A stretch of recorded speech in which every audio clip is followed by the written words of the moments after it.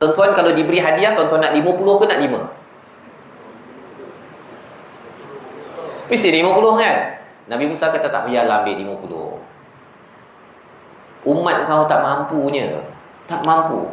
Sebelum Nabi Musa cakap begitu, Nabi Musa menangis sebenarnya. Kerana apa? Nabi Musa melihat bahawa umat Nabi Muhammad ini akan masuk ke syurga lebih ramai daripada umat dia. Dia menangis.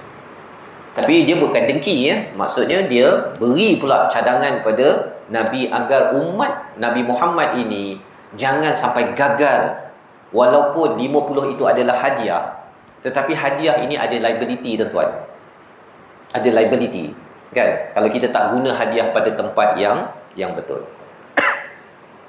Jadi bila bercakap tentang hadiah ini, contohlah. Tuan-tuan kalau hari birthday, ada orang kata, saya bagi satu hadiah.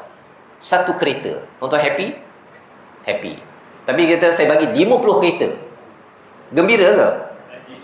Rasa macam gembira kan? Tapi lepas tu bayar road tax, kan? Maintenance, minyak, tol, nak letak parking kat mana, baru kita tahu bahawa oh, hadiah bukannya free of charge.